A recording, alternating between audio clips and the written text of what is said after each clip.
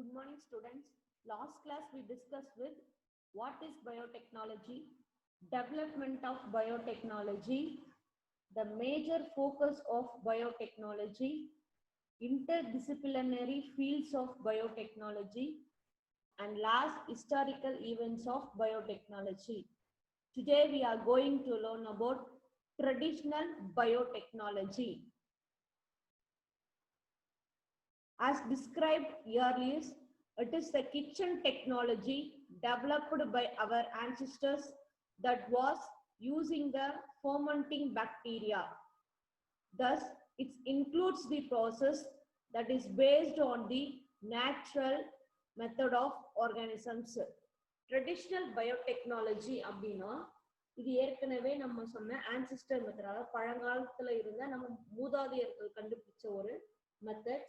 இந்த மெத்தட்ஸ்ல வந்து பாத்தீங்கன்னா மைக்ரோ ஆர்கானிசத்தை யூஸ் பண்ணி ஃபெர்மெண்டேஷன் ப்ராசஸை வந்து நம்ம பண்ணிட்டு இருந்தாங்க. Two important traditional methods. Traditional மெத்தட்ஸ்ல ரெண்டு இம்பார்ட்டன்ட் முக்கிய அம்சங்கள் இருக்கு. First one fermentations, second one single cell protein. First we discuss with fermentations. What is fermentation? The word fermentation is derived from Latin word fermer, which means to boil. Fermentation refers to the metabolic process in which organic molecules are converted into acids, gases, or alcohol in the absence of oxygen or any electron transport chain. The study of fermentation is practically used is called zymology and originated in 1856 when French chemist Louis Pasteur demonstrated that fermentation was caused by yeast. Fermentation அப்படின்ற வார்த்தை Latin வேர்ட்ல இருந்து நமக்கு கிடைச்சது. அந்த Latin word பேர் வந்து பாத்தீங்கன்னா ஃபெர்வீர்.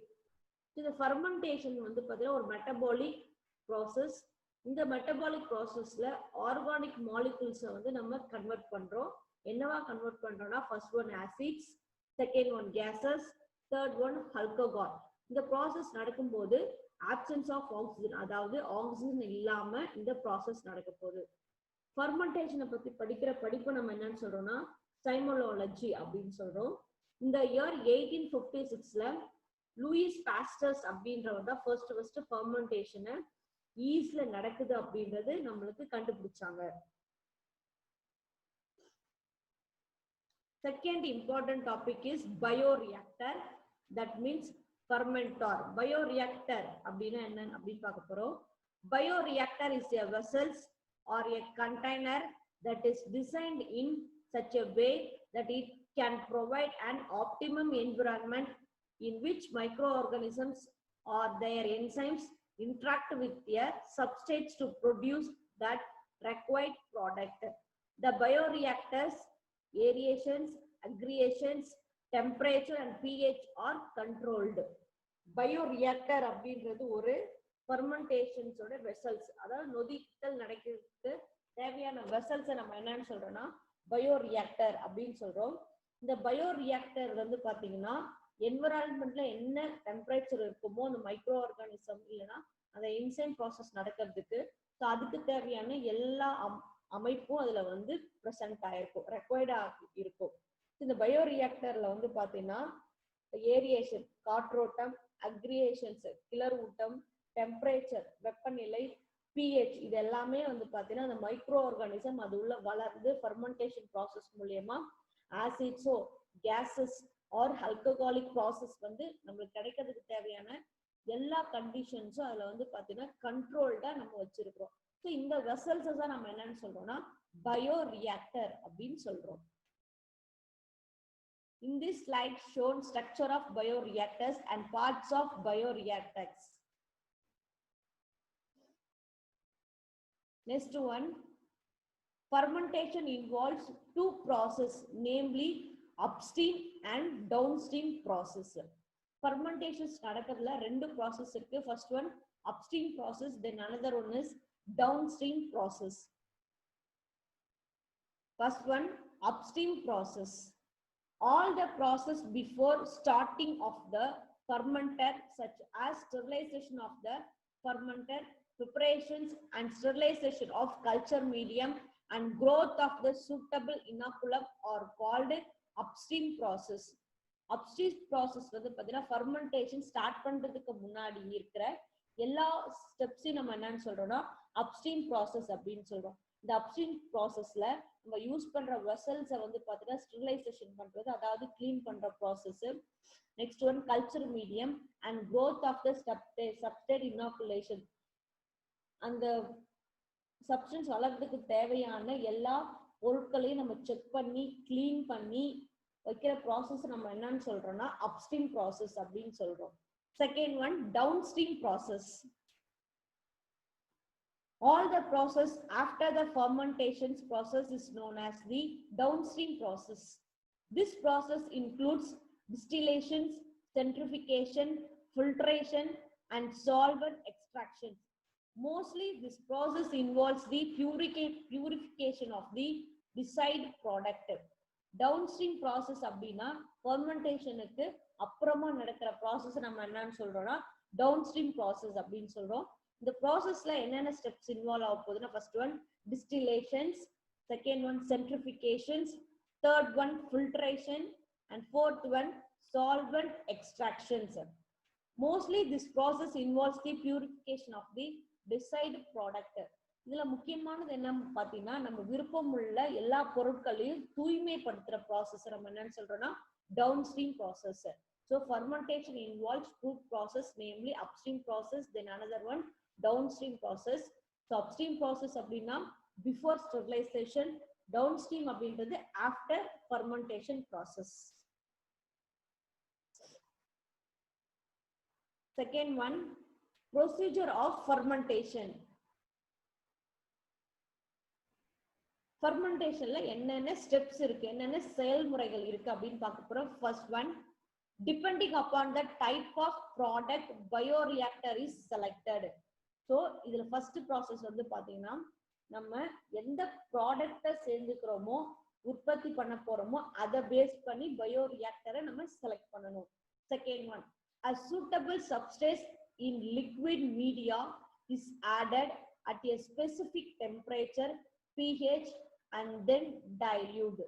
Next வந்து பாத்தீங்கன்னா பர்டிகுலர் pH, பர்டிகுலர் டெம்பரேச்சர்ல நம்ம சப்ஸ்ட்ரேட்டை என்ன பண்ண போறோம்னா சேர்த்து அதை வந்து லிக்விட் டைல்யூட்டா மாத்த போறோம்.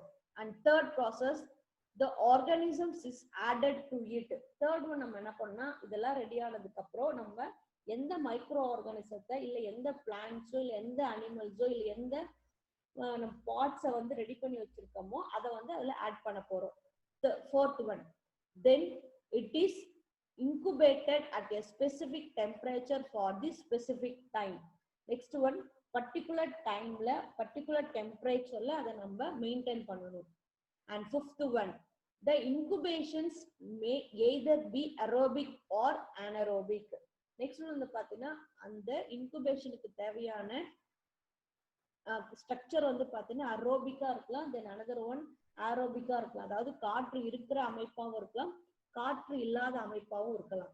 And last one, withdrawal of product using downstream processing methods. Last one வந்து பாத்தீங்கன்னா downstream process நம்ம பயன்படுத்தி அந்த ப்ராடக்ட்டை நம்ம வாங்கிக்கிறது. That is called withdrawal of product using downstream processing method. These are the procedure of fermentation. Next one, application of fermentation in industries. Fermentation as industrial applications such as microbial biomass productions, microbial metabolites. It's further classified into two types. First one, primary metabolites, secondary metabolites.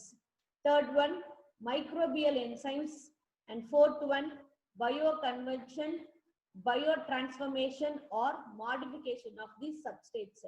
So industryல fermentation application என்ன அப்படின்னு பார்த்தீங்கன்னா first one, fermentation as industrial applications such as microbial biomass production. What is microbial biomass production, sir?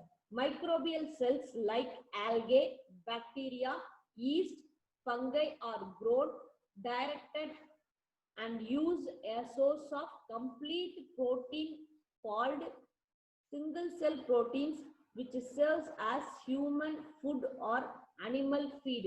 So first microbial biomass production நம்ம என்ன பார்க்க போறோம் அப்படின்னா, நம்ம அந்த மைக்ரோ ஆர்கானிசமான பாக்டீரியா, ஈஸ்ட், ஃபங்கை இதெல்லாம் யூஸ் பண்ணி நம்ம சிங்கிள் செல் புரோட்டீன் அதை வந்து காய வச்சு அதுல இருந்து பாத்தீங்கன்னா ஒரு செல் புரோட்டீன் சிங்கிள் செல் புரோட்டீனை எடுத்து அதை வந்து மனுஷனுக்கு அதாவது ஹியூமன் பீயிங்ஸ் இல்லைன்னா அனிமல்ஸ்க்கு ஃபுட்டா நம்ம யூஸ் பண்ணோம். That is called microbial biomass production. Second one microbial metabolism. Microbial metabolism means microbes produced compounds that are very useful to man and animals. These compounds are called metabolites.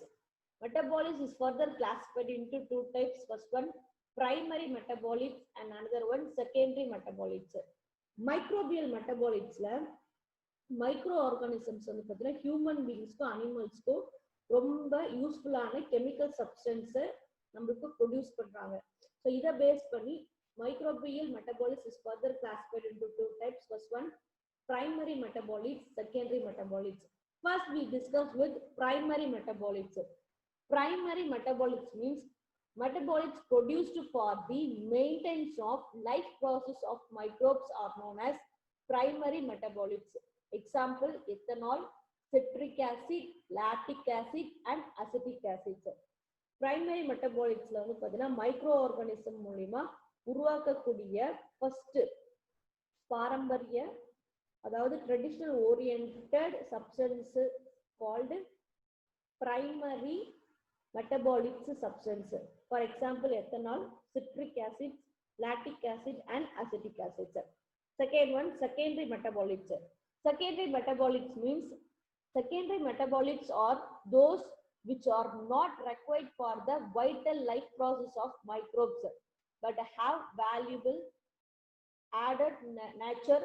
This includes antibiotics. Examples, ambrotacin B, Streptococcus, penicillin cryogenum, Streptomyces crisis, tetracyclines, Streptomycin aureophasins, alkaloids, and such substances called toxic pigments and vitamin C. Secondary metabolic productsல வந்து பாத்தீங்கன்னா நம்ம life ப்ராசஸ்க்கு அது ரொம்ப முக்கியமானது கிடையாது. அதாவது நம்ம வாழ்நாள் முழுக்க அந்த ப்ராடக்டை நம்ம யூஸ் பண்ண போறது கிடையாது. பட் எப்போ அதனுடைய தேவை இருக்கோ, எப்போ அதனோட இம்பார்ட்டன்ஸ் இருக்கோ, ஸோ அப்போ மட்டும் அந்த ப்ராடக்டோடைய சப்ஸ்டன்ஸை நம்ம யூஸ் பண்றோம். For example, insulin patient use பண்ற பென்சிலின், அது எதுல நம்ம எக்ஸ்ட்ராக்ட் பண்றோம்னா penicillin நோட்டேட்டம், alkaloids, toxic pigments, vitamins. So இதெல்லாமே நம்ம லைஃப் லாங் யூஸ் பண்ண போறதில்ல. எப்போ நம்மளுக்கு தேவையோ அதனுடைய இம்பார்ட்டன்ஸ் எப்போ நம்ம பாடிக்கு தேவைப்படுதோ அந்த டைம்ல மட்டும் யூஸ் பண்ற ப்ராடக்ட்டை நம்ம என்னன்னு சொல்றோம்னா செகண்டரி மெட்டபாலிட்ஸ் அப்படின்னு சொல்றோம். So microbial metabolites is further classified into two types. First one, primary metabolites. Primary metabolites நம்ம லைஃப் லாங் வர்றது. செகண்டரி மெட்டபாலிட்ஸ் வந்து பார்த்தீங்கன்னா when we wanted, எப்போ நம்ம அது தேவைப்படுதோ அப்போ மட்டும் நம்ம யூஸ் பண்ணிக்கிறோம். And third one, microbial enzymes. Microbial enzymes means which microbes are cultured. They selected some enzymes into a growth media.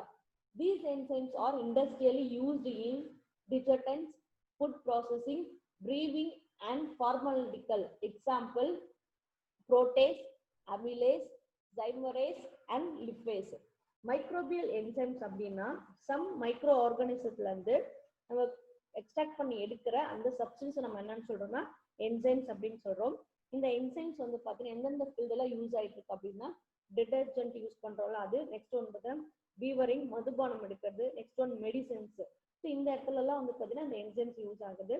Some enzymes is called protease, amylase, zymerase, lipase. The last one, bioconversions or biotransformation or modification of the substrate.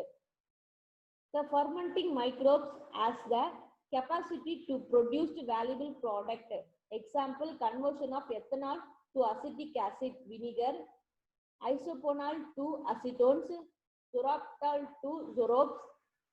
This is used in the manufacture of vitamin C and sterols to steroids. Some conventional methods of fermentation is first one.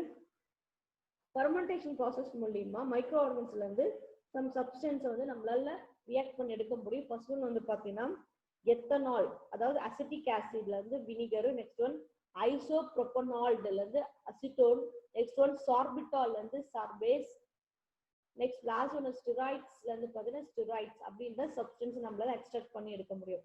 These are the application of fermentation in industries.